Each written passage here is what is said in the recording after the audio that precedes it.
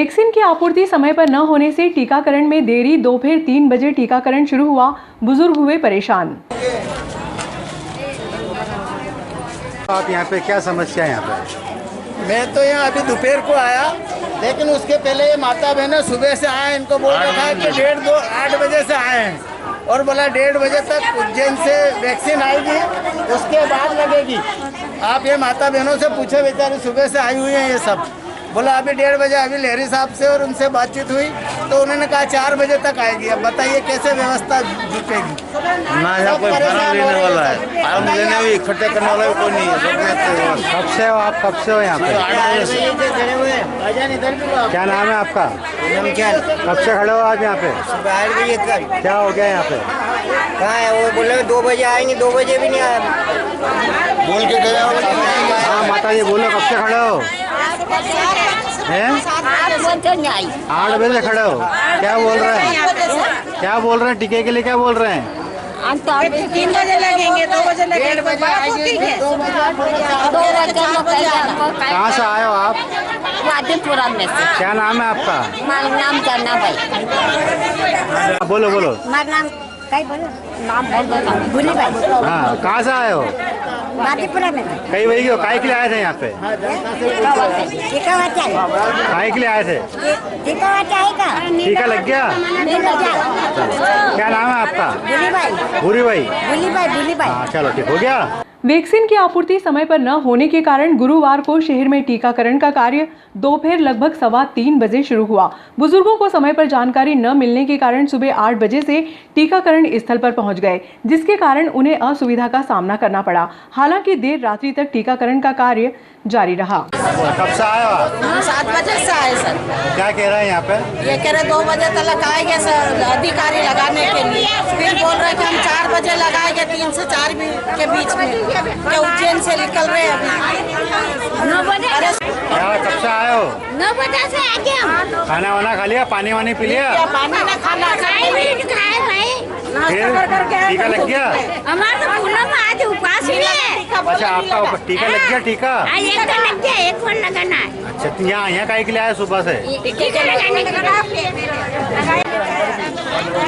बच्चे छोड़ के आए अकेले, घर पे कोई भी नहीं। बच्चे 9 बजे आ रहे, 4 बजे भूखे न प्यासे न पड़े यहाँ पे बैठे। मना कर दो। लेके गया यार, सुबह बोले आ जाएंगे 2 बजे छुई खत्म हो गई है तो 2 बजे आ जाएंगे। हाँ फिर तो आए ही नहीं हो तो फार्म जमा कर ले, गड्ढा लेके इतना बड़ा।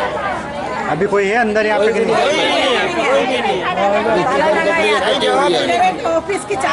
राष्ट्रीय टीकाकरण महाअभियान में जागरूकता लाने के लिए प्रशासनिक अधिकारियों द्वारा लगातार प्रयास किए जा रहे हैं, जिसके कारण अब टीकाकरण स्थल पर टीका लगवाने वालों की संख्या में लगातार इजाफा हो रहा है।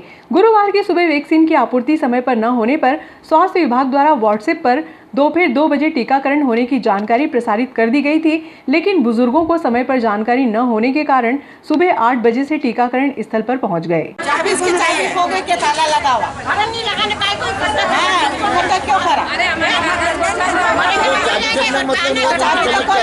वो 24 हमें क्या मतलब? उनकी समस्या है तो हमें इतने दिनों घेर के बैठे हैं यहाँ पे।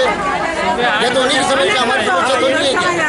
सुबह 8 बजे से लाइन में बेचारा कोई 6 बजे आए बैठे हैं, कोई शाम को 7 बजे से बैठे हैं, तो अपने बैठा रहेगा क्या?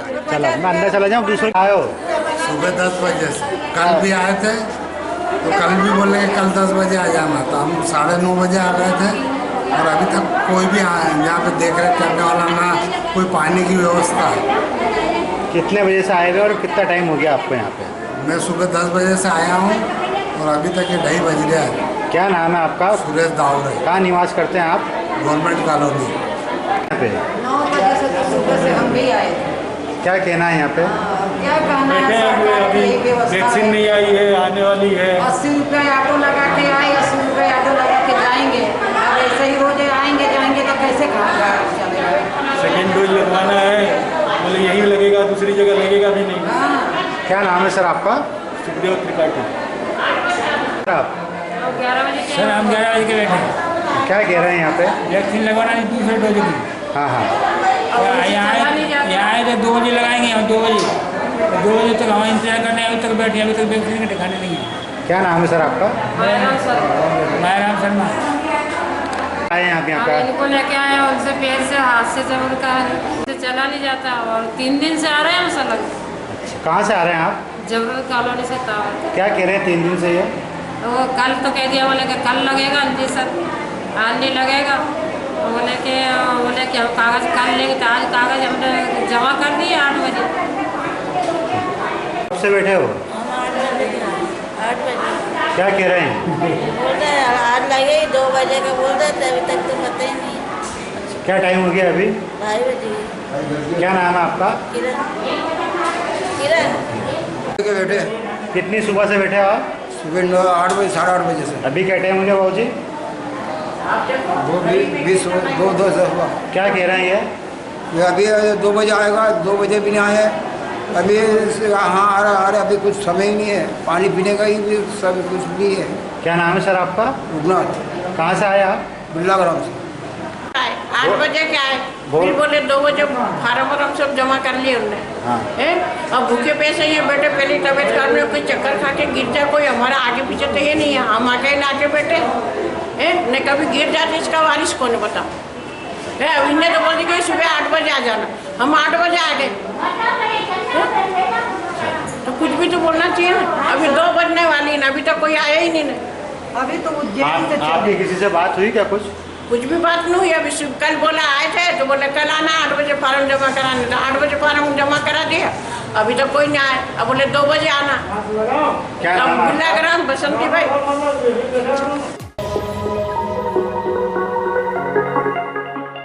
शिक्षा का अधिकार अधिनियम के तहत जिन अभिभावकों ने ऑनलाइन आवेदन किए थे, अब उनके मूल दस्तावेज के सत्यापन का कार्य शासकीय कन्या उच्चतर माध्यमिक विद्यालय परिसर में विभाग के अधिकारियों द्वारा किया जा रहा है। शिक्षक राधेश्याम राजावत ने बताया कि संकुल केंद्र पर प्रतिदिन सुबह 10:30 बजे से शाम 3 बजे तक दस्तावेजों का सत्यापन किया जा रहा है। जिन अभिभावकों ने ITI के तहत बच्चों के प्रवेश के लिए आवेदन किए हैं, वह निर्धारित समयावधि में दस्तावेजों का सत्यापन करवा सकते हैं। मध्य प्रदेश शासन की निःशुल्क प्रवेश योजना के अंतर्गत बच्चों का आज सत्यापन हो रहा है और जिन्होंने अपने फॉर्म जमा किए उनको सत्यापन किया जा रहा है और उसी संदर्भ में ओरिजिनल डॉक्यूमेंट से जो है वेरिफिकेशन करके इनका सत्यापन किया जा रहा है।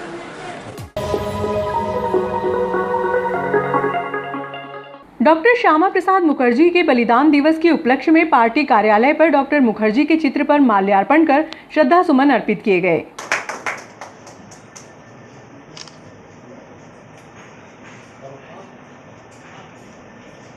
देखना दूर से भी ले लेना, सोशल डिस्टेंस फोटो आ जाएगा। जय भारत माता की जय। जहाँ हुए बलिदान मुखर्जी वो कश्मीर हमारा है। जहाँ हुए बलिदान मुखर्जी वो कश्मीर हमारा है। आज हम सभी डॉक्टर श्यामा प्रसाद मुखर्जी के बलिदान दिवस के उपलक्ष्य में यहाँ पर उपस्थित हैं। सीधे सीधे कार्यक्रम को प्रारंभ करते हुए मैं हमारे वरिष्ठ नेता आदरणीय लाल सिंह राणावत जी, आदरणीय डॉक्टर साहब, पूर्व नपा अध्यक्ष गोपाल यादव जी, अशोक मालवी जी, सचिन शेखावत जी और बबीता जी से आग्रह करता हूँ कि श्यामा प्रसाद मुखर्जी के चित्र पर आप माल्यार्पण कर कार्यक्रम को प्रारंभ करवाएं। अध्यक्षता कर रहे हैं हमारे भारतीय जनता पार्टी मंडल नागदा के युवा मंडल अध्यक्ष आदरणीय CM अतुल जी। आज के कार्यक्रम के मुख्य वक्ता और हम सबके वरिष्ठ नेता आदरणीय श्री लाल सिंह जी राणावत साहब, हमारे प्रदेश के नेता जिनका मार्गदर्शन हमें लगातार मिलता है, जैसे आदरणीय डॉक्टर तेज बहादुर सिंह जी चौहान साहब, नगर पालिका के पूर्व अध्यक्ष मेरे बड़े भाई आदरणीय गोपाल जी यादव साहब, हमारी जिले की नेता नवनियुक्त जिले की उपाध्यक्ष बहन बबीता जी रघुवंशी साहब, नगर पालिका में पूरे 5 साल मुझे नई दिशा देने वाले और हर कार्य में मदद करने वाले मेरे बड़े भाई उपाध्यक्ष आदरणीय श्री सज्जन सिंह जी शेखावत साहब, यहाँ पर उपस्थित भारतीय जनता पार्टी के समस्त ज्येष्ठ कार्यकर्तागण, मित्रों, आज पूरी देश भारत देश के अंदर हम हमारे पार्टी के प्रेरणा स्रोत जिनके मूल सिद्धांतों पर भारतीय जनता पार्टी सेवा के उद्देश्य से कार्य कर रही है। आवश्यकता के बोलने के बाद हमें बोलना नहीं चाहिए, लेकिन फिर भी मंडल का आदेश है। तो मैं सबसे पहले तो श्यामा प्रसाद मुखर्जी के चरणों में नमन करती हूँ।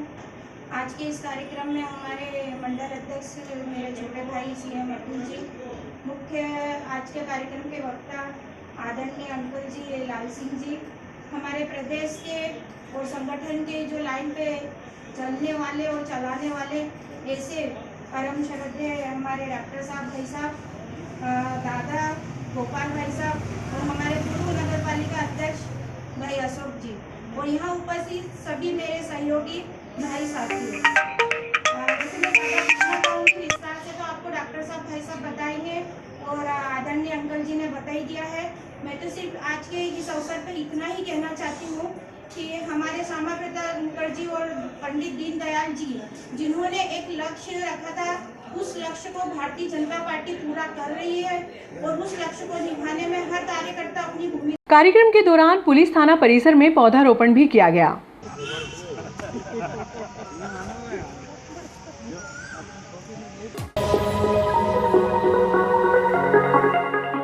आलोट के समीपस्थ गांव हिंगड़ी में स्थित श्री राम मंदिर के पुजारी को हटाकर अन्य की नियुक्ति करने पर समस्त बैरागी समाज ने रोष व्यक्त करते हुए गुरुवार को तहसीलदार गोपाल सोनी को एक ज्ञापन सौंपा।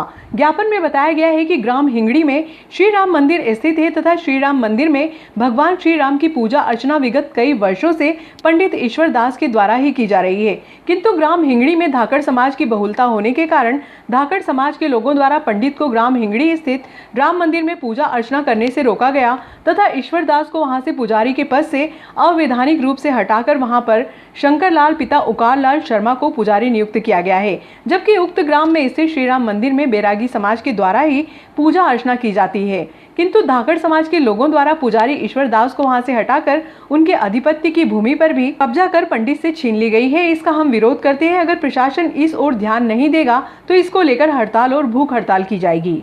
बैरागी समाज में आक्रोश व्याप्त है।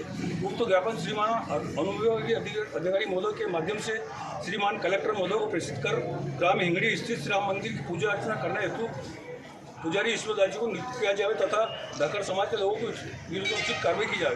यदि ग्राम हिंगड़ी स्थित श्री राम मंदिर की पूजा अर्चना करने हेतु पंडित श्री ईश्वरदास के पास स्थित है, वहाँ के राम मंदिर के पुजारी श्री ईश्वरदास जी बैरागी को गांव के धाकड़ लोगों ने, वहाँ धाकड़ समाज का बाहुल्य है और बाहुल्य होने के कारण उन लोगों ने वहाँ के पुजारी को हटा करके वहाँ एक दूसरे पंडित की पुजारी नियुक्त कर दिया, जबकि ऐसा उनको करने का कोई अधिकार क्षेत्र में नहीं आता है। चूँकि इसकी बाकायदा विधिवत पुजारी का प्रमाण पत्र चाहिए, वो पुजारी योग्य है कि नहीं अयोग्य है, उसके लिए न करते हुए उन्होंने ग्राम वालों ने अपना एक पुजारी नियुक्त कर दिया है। तो इसके खिलाफ हमारी एक पूरा समाज, हमारा बैरागी समाज आज आक्रोशित होकर के यहाँ ज्ञापन देने श्री अनुविभागीय महोदय को देने आए हैं। वो हमारा ये निवेदन और ये लड़ाई हम हमारे प्रदेश अध्यक्ष श्री महेश जी वैष्णव बैरागी के मार्गदर्शन में हम ये कार्रवाई कर रहे हैं। आगे क्या कार्रवाई करेंगे अगर प्रशासन कार्रवाई नहीं करेगा? हम फिर भूख हड़ताल आमरण अनशन पे बैठेंगे और इसके अलावा अगर उग्र आंदोलन की करने की आवश्यकता पड़ी तो वो भी करेंगे। जिला स्तर, प्रदेश स्तर, मुख्यमंत्री को भी हम ये ज्ञापन देने जाएंगे या हम उनसे खुद जाकर के पूरा बैरागी समाज एकत्रित होकर वहाँ मुख्यमंत्री को भी मिलेगा इस संबंध में। प्रशासन ने क्या जवाब दिया आपको? प्रशासन का हम कार्रवाई करेंगे।